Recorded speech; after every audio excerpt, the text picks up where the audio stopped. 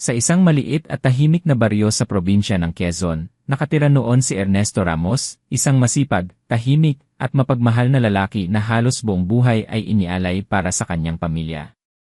Kasama niya ang kanyang asawa na si Lorna Ramos, isang simpleng may bahay na sanay magtiis ng hirap at pagod para lamang mapalaki ng maayos ang kanilang dalawang anak na sina Mark Ramos at Jenny Ramos. Hindi mayaman ang pamilya Ramos. Sa katunayan, maraming araw na sapat lamang ang kanilang kinikita para maitawid ang pang-araw-araw na pangangailangan. Ang kanilang bahay ay isang lumang barong-barong na gawa sa pinagtagpi-tagping kahoy at yero. Kapag malakas ang ulan, tumutulo ang bubong. Kapag malakas ang hangin, tila anumang oras ay maaari itong tangayin. Ngunit sa kabila ng lahat, masaya sila. Masaya dahil buo sila. Masaya dahil magkakasama sila. Hanggang dumating ang panahon na kinailangan ni Ernesto na gumawa ng pinakamahirap na desisyon sa kanyang buhay. Isang gabi, habang kumakain sila ng simpleng hapunan, tahimik na nakatingin si Ernesto sa kanyang mga anak.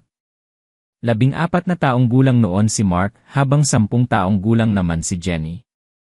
Napansin yun ni Lorna. Parang may iniisip ka yata, mahina nitong tanong. Huminga ng malalim si Ernesto.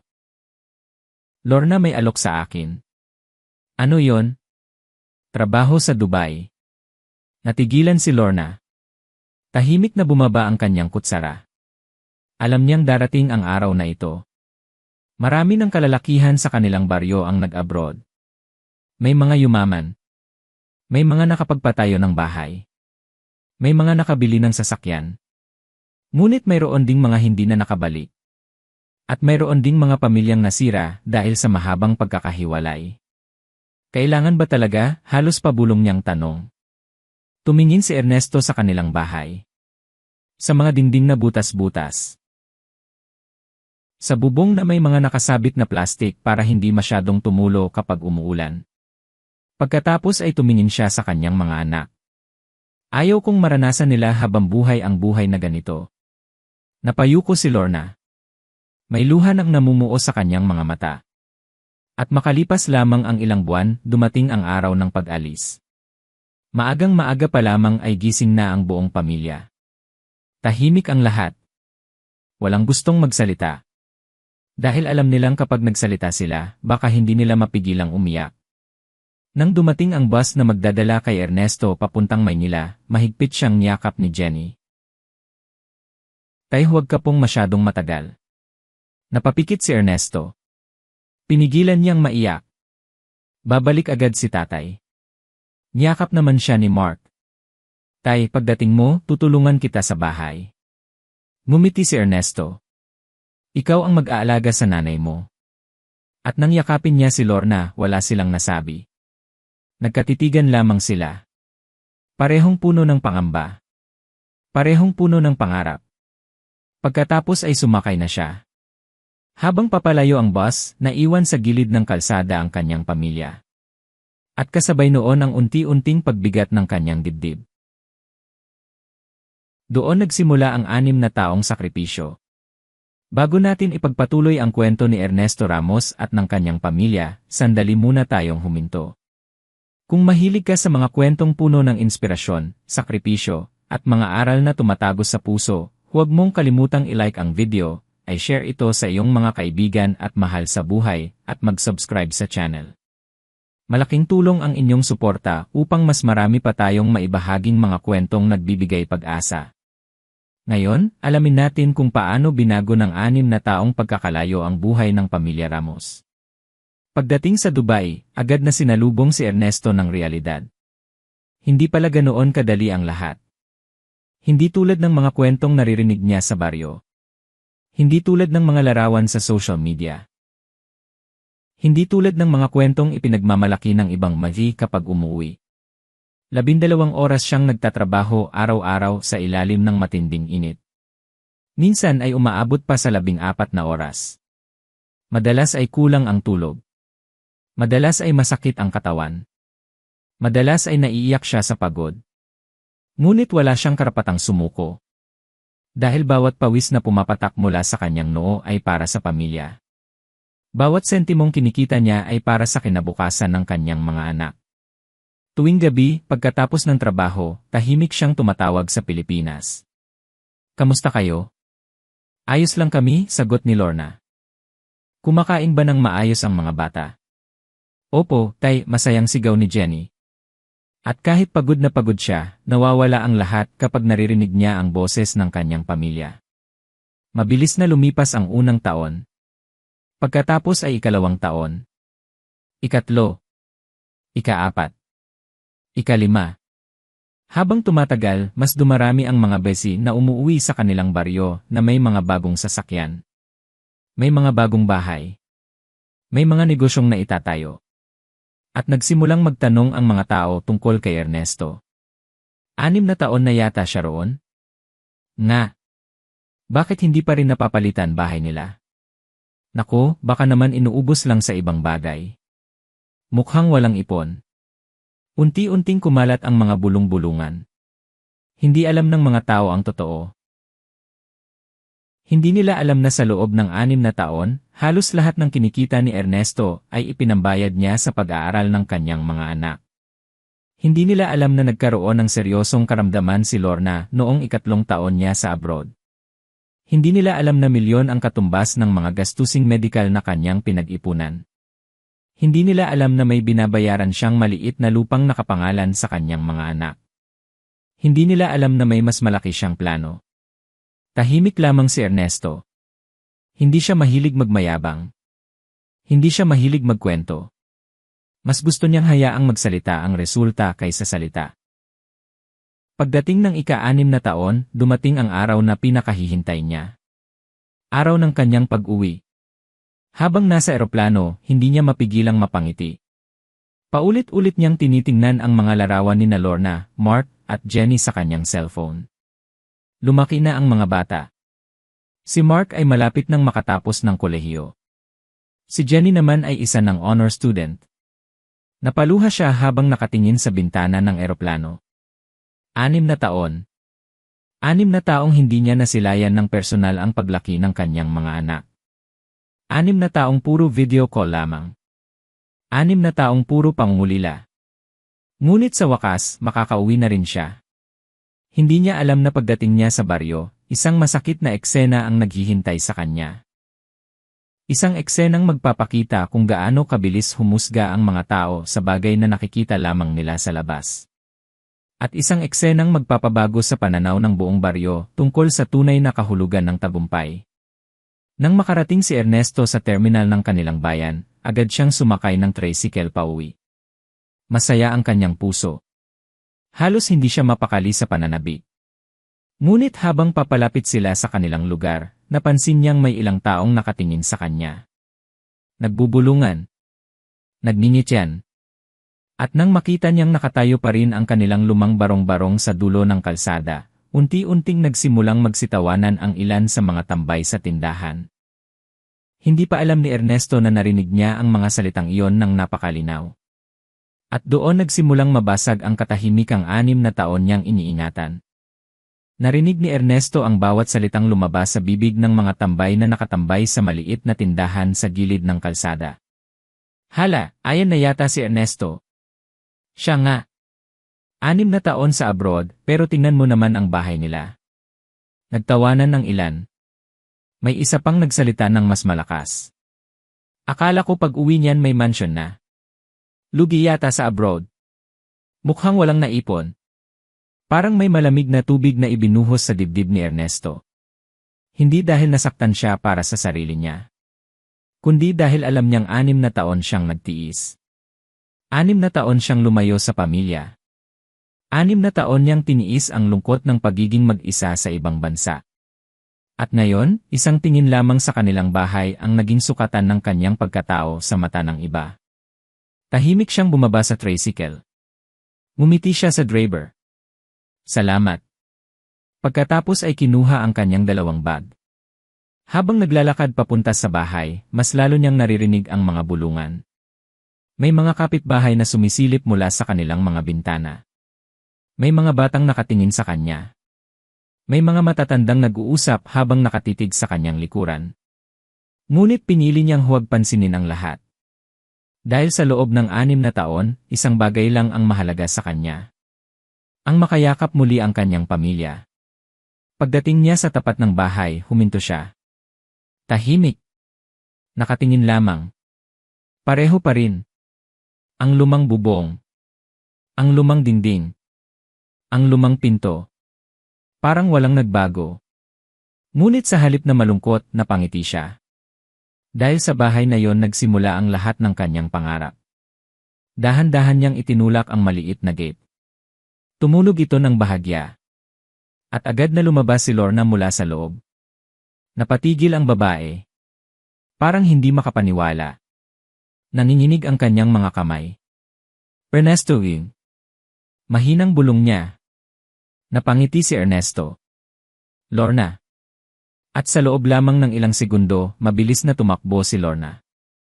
Mahigpit siyang niyakap. Mahigpit na mahigpit. Para bang ayaw na siyang pakawalan kahit kailan. Pareho silang napaiyak. 6 na taon. 6 na taon nilang hinintay ang sandaling iyon. Wala ka ng balbas, umiiyak na natatawang sabi ni Lorna. Napatawa rin si Ernesto habang pinupunasan ang luha nito. Ikaw naman, mas gumanda ka. Ay naku, sinungaling ka pa rin. Pareho silang natawa habang umiiyak. Mula naman sa loob ng bahay ay lumabas si Jenny. Ngayon ay isa ng dalagang maganda. Nang makita ang ama, natulala siya. Parang bumalik siya sa pagiging 10 taong gulang. Tatay Lee. Hindi na niya natapos ang sasabihin. Tumakbo siya. At agad yumakap kay Ernesto. Napahagulgol siya. Tatay, miss na miss kita.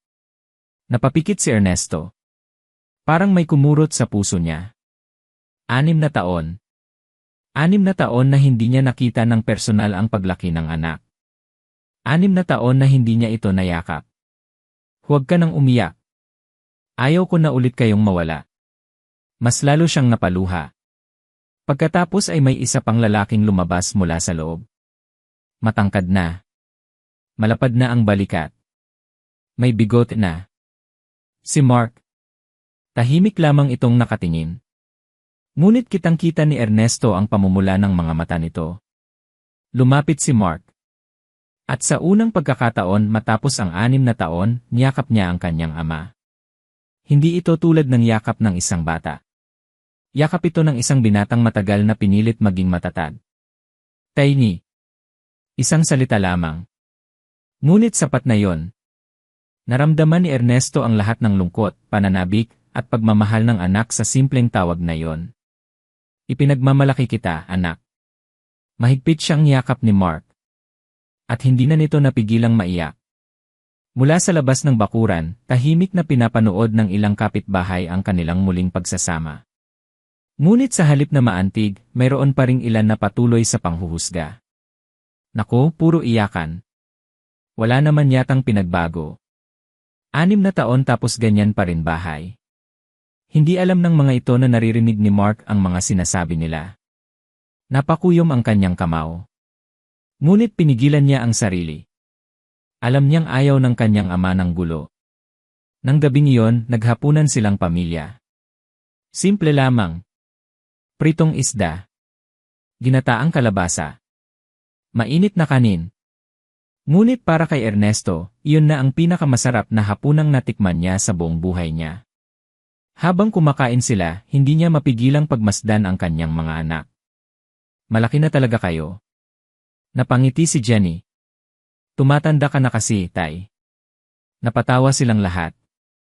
Matagal nilang hindi narinig ang ganoong tawanan sa loob ng bahay. Maya-maya ay nagsalita si Mark. Tay, pasensya na. Napatingin si Ernesto. Bakit? Dahil hindi natin napagawa ang bahay. Tahimik ang lahat. Napatingin si Lorna sa anak. Napabuntong hininga naman si Ernesto. Pagkatapos ay ngumiti. At bakit mo naman hinihinga ng tawad ang sarili mo? Dahil pinagtatawanan tayo ng mga tao. Natahimik ang buong mesa. Narinig ni Ernesto ang sakit sa boses ng anak. Ang sakit ng isang anak na nakikitang minamaliit ang sakripisyo ng kanyang ama. Dahan-dahan niyang ibinaba ang kutsara. Pagkatapos ay tumingin sa kanilang lumang dingding. Sa lumang kisam. Sa simpleng tahanan. At saka siya muling nagsalita. Mark, alam mo ba kung ano ang pinakamahalagang naipundar ko sa 6 na taon? Napailing ang binata. Tahimik lamang na nakatingin. Hindi bahay. Hindi sasakyan. Hindi mamahaling gamit. Napatingin si Ernesto kay Jenny. Pagkatapos kay Mark. At huli kay Lorna. Kayo. Natahimik ang lahat. Kayo ang pinakamahalagang investment ko. Unti-unting napuno ng luha ang mga mata ni Jenny. Ang edukasyon ninyo. Ang kalusugan ng nanay ninyo. Ang kinabukasan nyo. Kung kailangang manatiling barong-barong ang bahay para makapag-aral kayo, pipiliin ko pa rin yon. Hindi na nakapagsalita si Mark. Nayuko na lamang siya habang tumutulo ang kanyang mga luha. Ngunit hindi pa rin sinabi ni Ernesto ang buong katotohanan. Hindi pa niya sinasabi ang lahat ng kanyang ginawa sa loob ng 6 na taon. Hindi pa niya ipinapakita ang mga dokumentong nakatago sa loob ng kanyang bag. Hindi pa niya ipinapaalam ang malaking plano na matagal na niyang inihahanda para sa kanyang pamilya. At habang natutulog ang buong baryo ng gabing iyon, tahimik na nakaupo si Ernesto sa labas ng kanilang bahay. Nakatingala sa mga bituin. Katabi niya si Lorna. Masakit ba? Tanong ni Lorna. Ano? Yung pinagtatawanan kanila. Matagal bago sumagot si Ernesto. Kaunti. Napayuko si Lorna. Ngunit ngumiti si Ernesto. Pero hindi ako galit. Bakit? Dahil hindi nila alam ang buong kwento. Napatitig si Lorna sa kanyang asawa. At sa unang pagkakataon matapos ang 6 na taon, nakita niyang may kakaibang kumpiyansa sa mga mata nito. Parang may bagay itong hinihintay. Parang may lihim itong matagal ng kinikimkim. At kinabukasan, isang hindi inaasahang bisita ang darating sa kanilang bahay. Isang taong maglalabas ng katotohanang matagal nang itinago ni Ernesto. Isang katotohanang magpapatahimik sa mga taong tumatawa sa kanya. Ngunit kasabay nito, magsisimula rin ang isang mas malaking pagsubok na hindi pa handang harapin ng pamilya Ramos. Maagang maaga pa lamang kinabukasan ay nagising na si Ernesto. Sanay ang kanyang katawan sa maagang paggising dahil sa 6 na taon niyang pagtatrabaho sa abroad. Tahimik siyang lumabas ng bahay upang hindi magising sina Lorna, Mark at Jenny. Malamig ang simoy ng hangin. Unti-unti pa lamang sumisilip ang araw sa likod ng mga bundok. Habang nakaupo siya sa lumang bangkong kawayan sa harap ng bahay, napangiti siya. Marami ang tumitingin sa kanilang bahay at nakikitang kahirapan. Ngunit para sa kanya, ang bahay na yon ang saksi sa lahat ng kanilang pinagdaanan. Saksi sa mga gabing walang makain. Saksi sa mga araw na sabay silang nangangarap. Saksi sa bawat sakripisyong ginawa nila bilang pamilya. Maya-maya, may isang puting sasakyan ang dahan-dahang huminto sa tapat ng kanilang bakuran. Napakunot ang noo ni Ernesto. Hindi iyon pamilyar sa kanya. Pagkabukas ng pinto ng sasakyan, bumaba ang isang lalaking nakabarong at may dalang itim na portfolio case. Mukhang edukado. Mukhang profesional. Nagulat si Ernesto nang makita ito. Sir Alfredo. Napangiti ang lalaki. Ernesto. Tumayo agad si Ernesto at nakipagkamay. Si Alfredo Villanueva ang abogado na matagal niyang nakausap sa loob ng ilang taon. Isa ito sa kakaunting taong nakaalam ng lahat ng kanyang plano. Pasensya ka na. Napaaga yata ako. Hindi po. Ayos lang. Habang nag-uusap sila, may ilang kapitbahay na agad nakapansin sa mamahaling sasakyang nakaparada sa tapat ng bahay nila. Maya-maya lamang ay nagsimula na naman ang mga bulungan. Sino iyon? Parang abogado. Bakit may abogado sa bahay nila Ernesto? Baka may problema. Hindi kaya may utang? Unti-unting dumami ang mga usisero. Tulad ng madalas mangyari sa maliliit na baryo, mabilis kumalat ang anumang kakaibang pangyayari. Lumabas si Lorna at nagulat din nang makita ang bisita. Kasunod nito sina Mark at Jenny. Magandang umaga po, magalang nabati ni Alfredo. Magandang umaga rin po. Nagkatinginan ang mag-anak. Wala silang ideya kung bakit naroon ang lalaki. Napansin yon ni Ernesto. Pasok tayo sa loob. Pagpasok nila sa bahay, inilapag ni Alfredo ang portfolio case sa mesa. Pagkatapos ay inilabas nito ang ilang dokumento. Napansin agad ni Mark na makakapal ang mga papel. Parang mga kontrata. Parang mga legal na dokumento.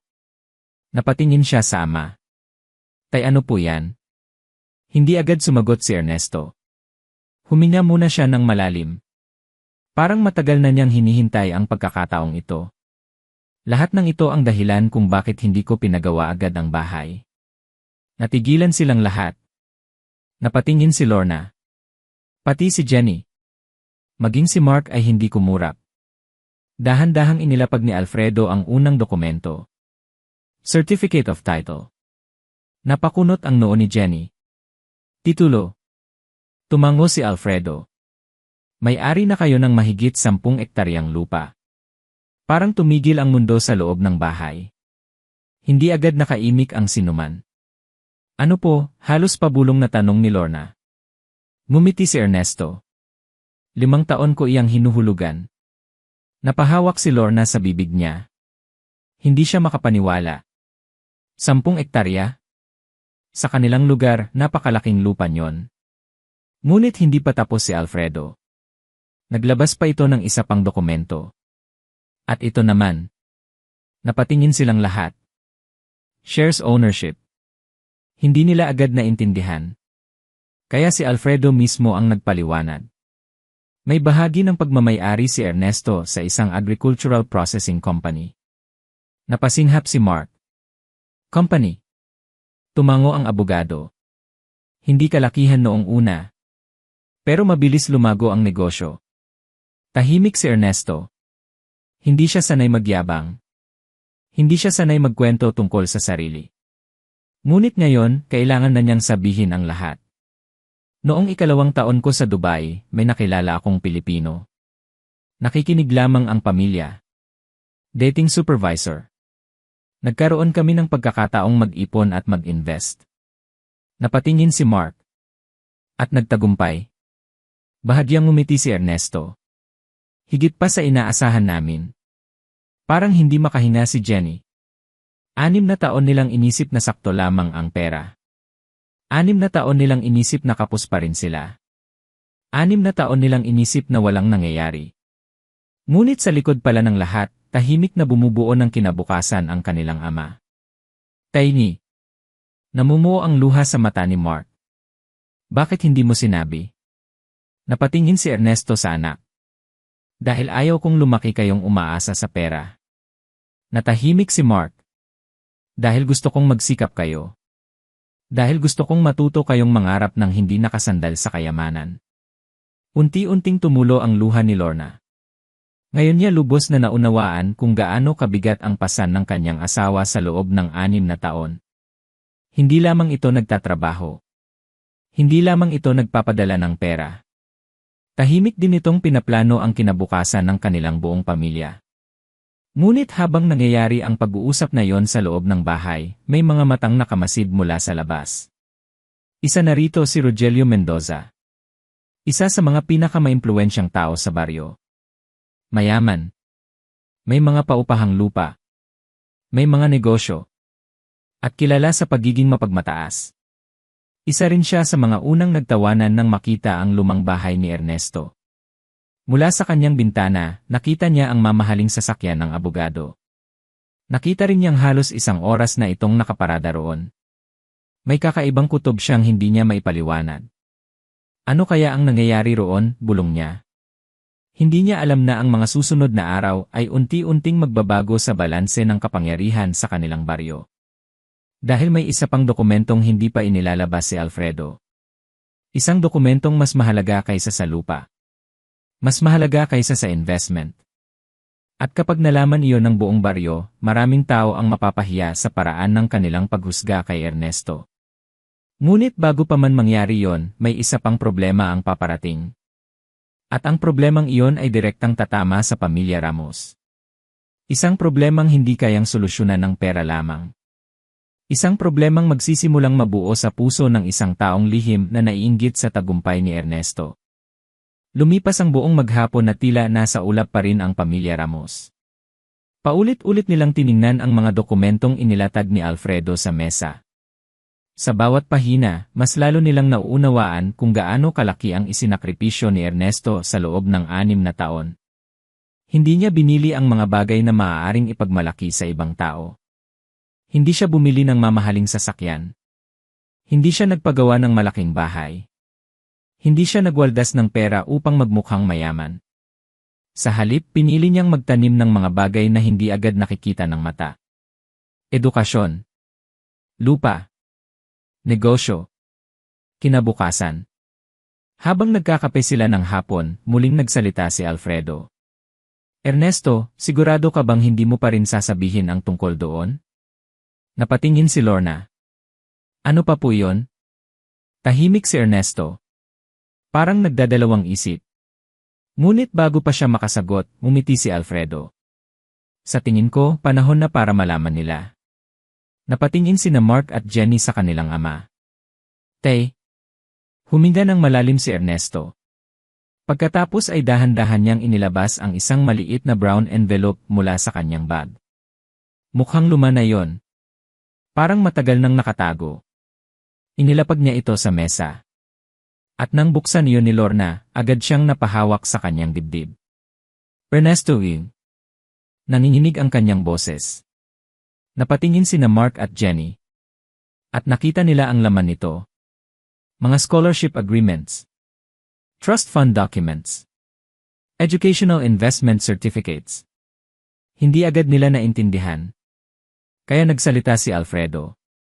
Simula pa noong 3 taon ni Ernesto sa Dubai, nag-ipon na siya para sa master's degree ni Mark at para sa magiging pag-aaral ni Jenny hanggang makapagtapos siya ng anumang kursong gugustuhin niya. Parang nawala ng salita ang magkapatid. Tiny. Bulong ni Jenny. Namumuo na naman ang kanyang luha. Akala ko po wala tayong pera. Napangiti si Ernesto. May pera tayo. Pero hindi para ipagyabang. Tumulo ang luha ni Jenny. Hindi niya alam kung paano sasabihin ang nararamdaman. Buong buhay niya ay nakita niyang nagsusumikap ang kanyang ama. Ngunit ngayon lamang niya lubos na naunawaan kung gaano kalalim ang pagmamahal nito. Samantala, si Mark ay tahimik lamang. Nakatitig sa mga dokumento. Pagkatapos ay tumingin siya sa ama. Tiny. Enan? Kung ginawa mo lahat ng ito para sa amin. Bahagyang nanginig ang kanyang boses. Bakit pakiramdam ko kulang pa rin ang nagawa ko bilang anak? Agad napatingin si Ernesto sa kanya. Anak 6 na taon kang naghirap doon. Napayuko si Mark. Habang ako nandito lang. Tumayo si Ernesto. Lumapit sa anak.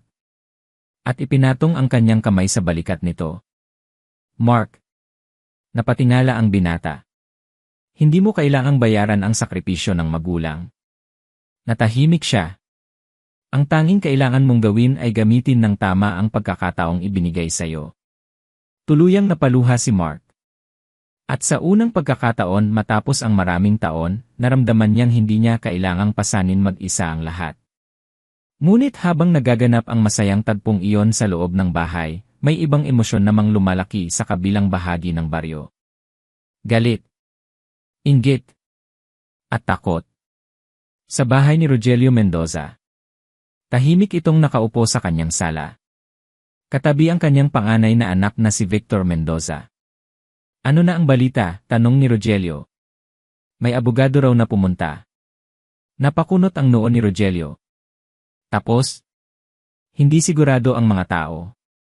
Pero mukhang may mga dokumentong dinala. Tahimik si Rogelio. Hindi niya gusto ang naririnig. Sa loob ng maraming taon, siya ang pinakamayaman sa baryo. Siya ang pinakakilalang tao. Siya ang nilalapitan kapag may problema. Siya ang tinitingala. At ngayon, may kutob siyang may nagbabago. May bagong pangalan na maaaring pumalit sa kanya. At hindi niya yon gusto. Hindi kailanman. Imbestigahan mo. Napatingin si Victor. Ano po? Alamin mo kung ano talaga ang mayroon si Ernesto. Tumango ang anak. Hindi nila alam na habang ginagawa nila ang plano nilang iyon, mas malaki pa ang katotohanang hindi nila nalalaman. Kinabukasan ay nagtungo si Ernesto sa bayan kasama si Alfredo. May ilang dokumento silang aasikasuhin. Nang makarating sila sa munisipyo, agad silang sinalubong ng ilang opisyal. Magalang, magiliw, at tila kilalang kilala si Ernesto. Nagulat pa nga ang ilang empleyado. Sir Ernesto, nandito na pala kayo sa Pilipinas. Napangiti lamang siya. Samantala, isang tao ang nakakita sa eksenang iyon. At nagmamadali itong bumalik sa baryo. Pagdating doon, agad itong dumiretso sa tindahan kung saan madalas nagkukumpulan ang mga tsismoso at tsismosa. Naku! Narinig ninyo ba? Ano yon? Yung si Ernesto. Ano naman? Parang kilala siya sa munisipyo. Ha? Parang importante. Agad na nagsimula ang usapan. Ang mga taong dati nagtatawanan ay nagsimulang magtanong. Ang mga taong dati na mamaliit ay nagsimulang mausisa. At habang lumalakas ang mga usap-usapan, mas lalo namang nababalisa si Rogelio. Pagsapit ng gabi, nakatanggap siya ng ulat mula kay Victor. Ano ang nalaman mo? Tahimik si Victor. Parang hindi sigurado kung paano sasabihin. Paano? Ano? Yung lupa eh. Napatayo si Rogelio. Anong tungkol sa lupa? Lumunok si Victor. Yung 10 ektarya. Napakunot ang noo ni Rogelio. At ang sumunod na sinabi ni Victor ay nagpabago sa kulay ng kanyang mukha. Dikit iyon sa mga lupang gusto nating bilhin para sa proyekto. Biglang natahimik ang buong sala. Parang tumigil ang oras. Dahan-dahang napaupo si Rogelio. Ngayon niya naunawaan kung bakit bigla siyang kinakabahan. Hindi lang pala simpleng mazi si Ernesto. Hindi lang pala ito lalaking umuwi mula sa abroad. May hawak pala itong bahagi ng lupang matagal na niyang gustong mapasakamay. At kung hindi siya mag-iingat, maaaring mawala sa kanya ang oportunidad na pinaplano niya sa loob ng maraming taon. Mabagal na napangiti si Rogelio. Ngunit hindi iyon ngiti ng pagkatuwa. Ngiti iyon ng isang taong may binubuong plano. Isang planong maaaring magdala ng malaking problema sa pamilya Ramos. At sa mga susunod na araw, magsisimulang lumabas ang tunay na ugali ng mga taong dati nakangiti lamang sa harap nila. Mga taong handang sirain ang reputasyon ni Ernesto. Mga taong handang magsinungaling. At mga taong handang gamitin ang kapangyarihan para makuha ang gusto nila. Hindi pa alam ng pamilya Ramos na ang pinakamabigat na laban nila ay hindi laban sa kahirapan. Kundi laban sa mga taong hindi matanggap na ang isang simpleng nari ay unti-unting nagiging mas matagumpay kaysa sa kanila.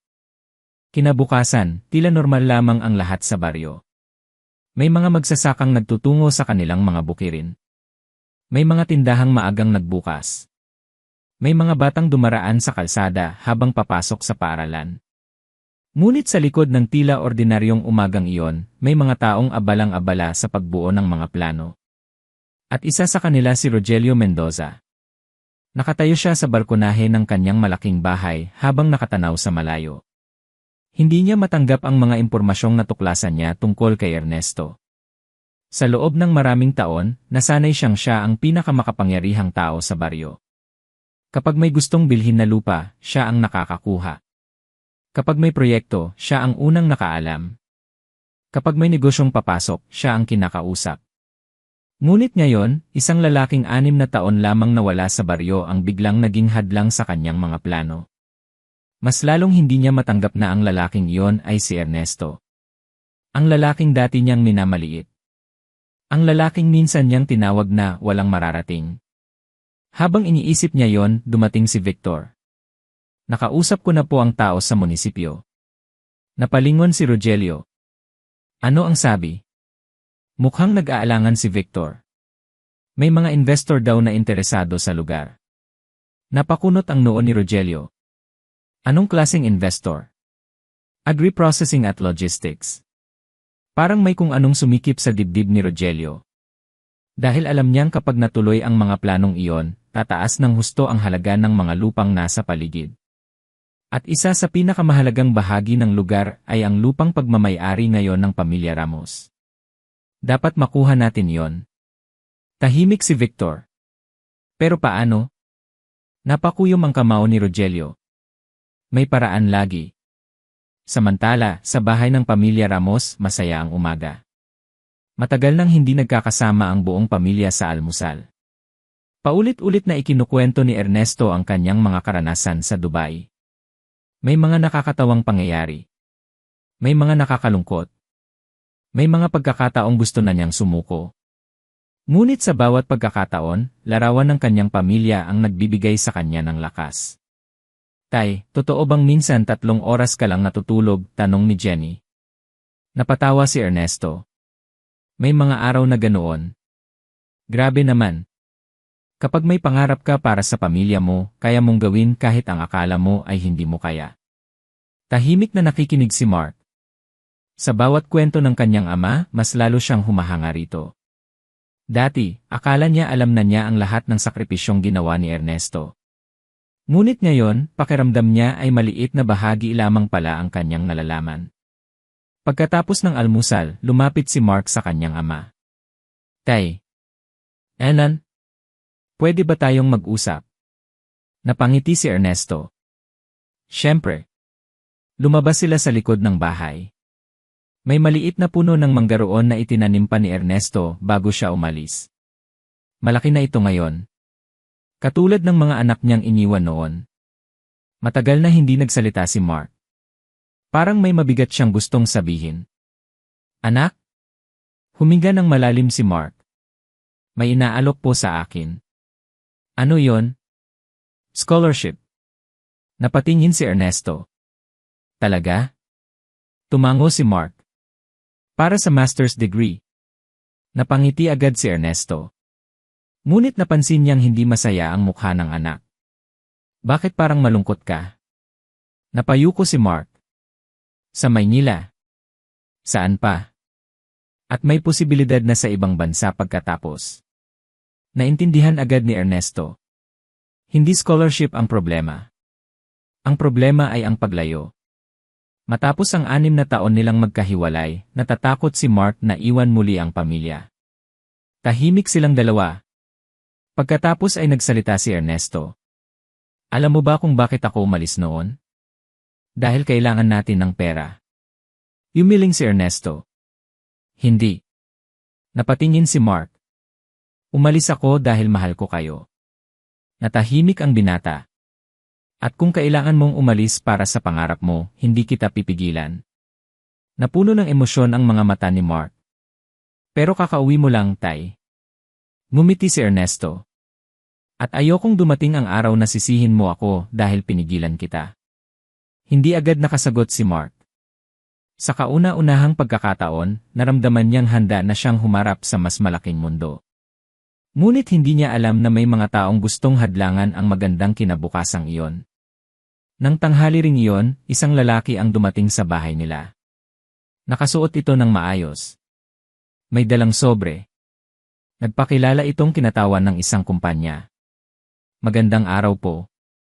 Magandang araw rin, sagot ni Lorna. Nandito po sana ako para kay Ernesto Ramos. Lumabas si Ernesto. Ako yon. Ngumiti ang lalaki. May alok po sana kaming bilhin ang inyong lupa. Agad na tahimik ang paligid. Napatingin si Mark. Napatingin si Jenny. Pati si Lorna. Bilhin. Tumango ang lalaki. Handa po kaming magbigay ng malaking halaga. Hindi agad nagsalita si Ernesto. Sa halip, tiningnan niya lamang ang lalaki. Magkano? Binanggit ng lalaki ang halaga. Napasinghap si Jenny. Napakalaki noon para sa kanila. Halagang hindi pa nila kailanman nahawakan sa buong buhay nila. Ngunit hindi man lang nagbago ang ekspresyon ni Ernesto. Pasensya na. Nagulat ang lalaki. Hindi po ba ninyo pag-iisipan? Ngumiti si Ernesto. Napag-isipan ko na. At? Hindi ipinagbibili. Napatulala ang lalaki. Parang hindi niya inaasahan ang sagot. Pero napakalaki po ng halaga. Tumango si Ernesto. Alam ko. Kung gayon bakit po? Napatingin si Ernesto sa malawak na tanawin sa malayo. Pagkatapos ay nagsalita siya. Dahil hindi pera ang nakikita ko sa lupang iyon. Natahimik ang lahat. Kinabukasan ng pamilya ko ang nakikita ko. Wala nang naisagot ang lalaki.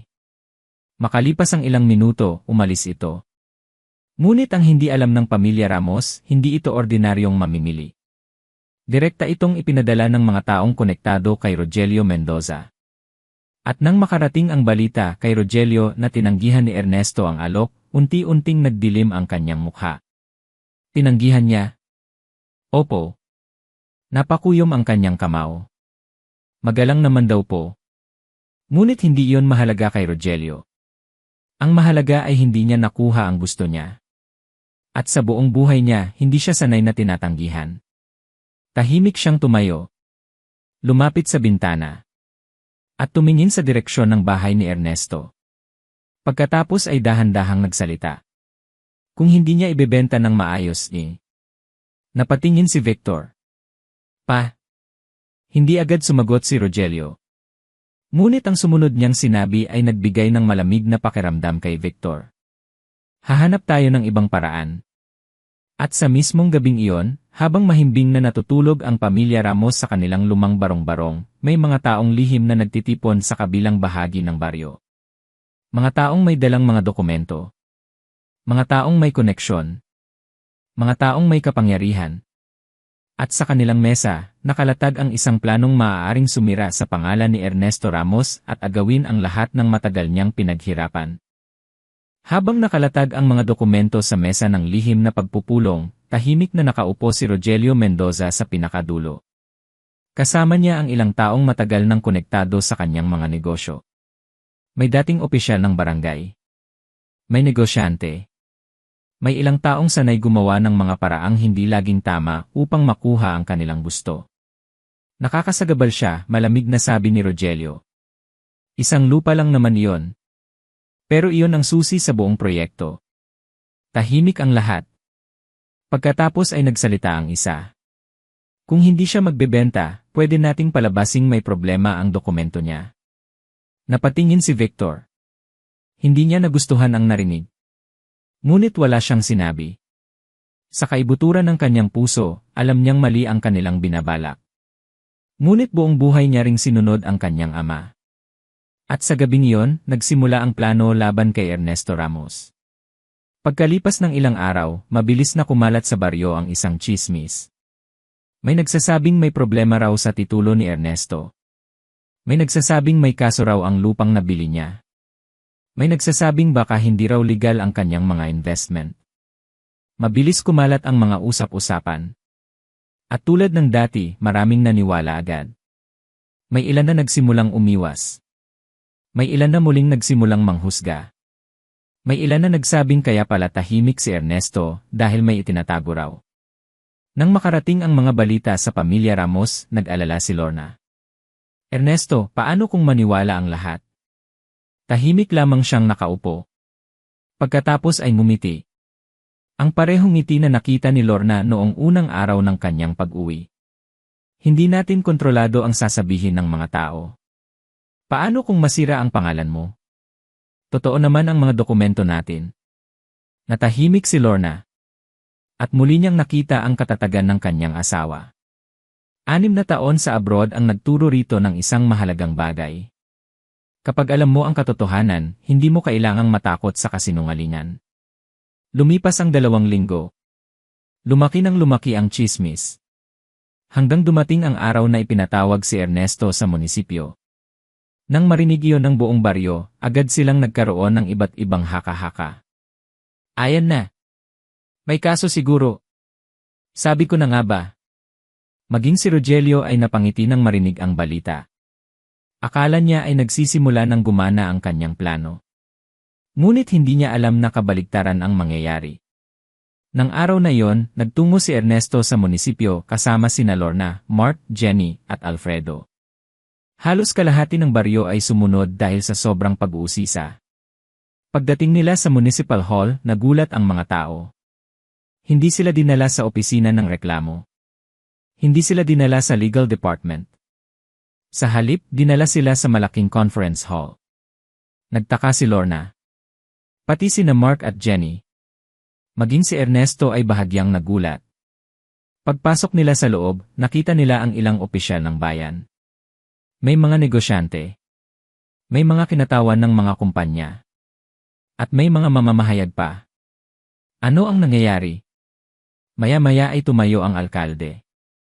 Magandang araw po sa lahat. Tahimik ang buong silid. Tinawag namin si Ernesto Ramos hindi dahil sa anumang reklamo. Nagkatinginan ang mga tao. Kundi dahil nais naming kilalanin ang kanyang naging kontribusyon sa bayan. Parang bumagsak ang katahimikan sa buong lugar. Nanigas ang mukha ni Rogelio. Paano nangyari ito, bulong niya. Nagpatuloy ang alkalde. Sa loob ng 6 na taon, habang nagtatrabaho siya sa abroad, tahimik niyang sinuportahan ang iba't ibang educational programs. Napatingin si Mark sa kanyang ama. Hindi niya alam yon. Nagbigay siya ng pondo para sa scholarship ng ilang estudyante na hindi man lamang niya personal na ipinakilala sa publiko. Napuno ng pagtataka ang mga tao. Maging si Jenny ay napahawak sa kanyang bibig. Hindi rin niya alam yon.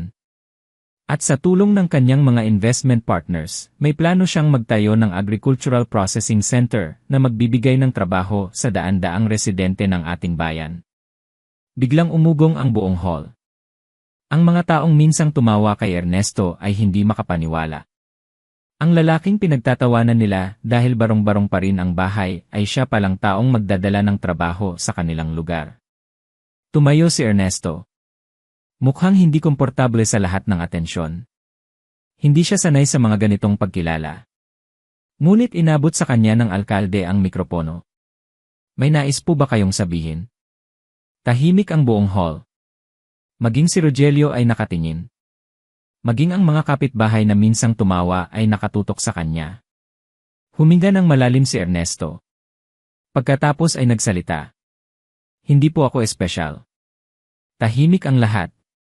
Isa lamang po akong ama. Napaluha agad si Lorna. Isang amang gustong magkaroon ng mas magandang buhay ang kanyang pamilya. Natahimik ang buong hall. Marami pong nagsabi na wala akong naipundar dahil hindi nagbago ang bahay namin. Napayuko ang ilang tao. Naiintindihan ko po sila. Patuloy siyang nagsalita. Dahil madalas, ang nakikita lang natin ay ang nasa labas. Tumingin siya kina Mark at Jenny. Pero may mga bagay na mas mahalaga kaysa bahay. Unti-unting namuo ang luha sa kanyang mga mata. Edukasyon. Pagkakataon. Kalusugan. At kinabukasan. Marami na ang umiiyak sa loob ng hall. Kung kailangan kong manatili sa lumang bahay para makapagtapos ang mga anak ko, pipiliin ko pa rin yon. Hindi na napigilan ni Jenny ang kanyang pag-iyak. Pati si Mark ay punong-puno ng emosyon.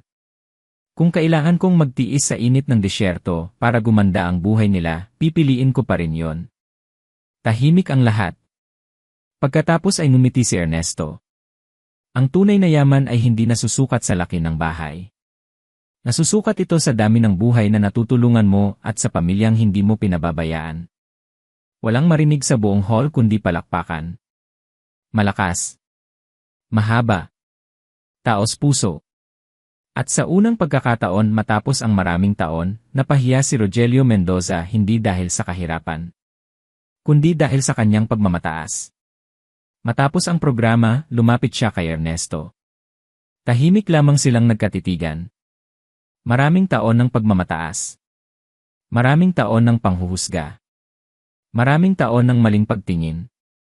Huminga ng malalim si Rogelio.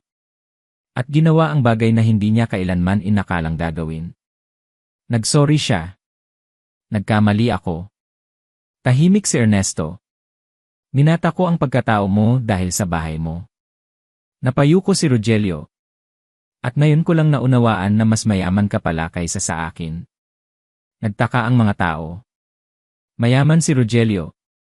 Napakayaman. Ngunit umiling siya. May pera ako.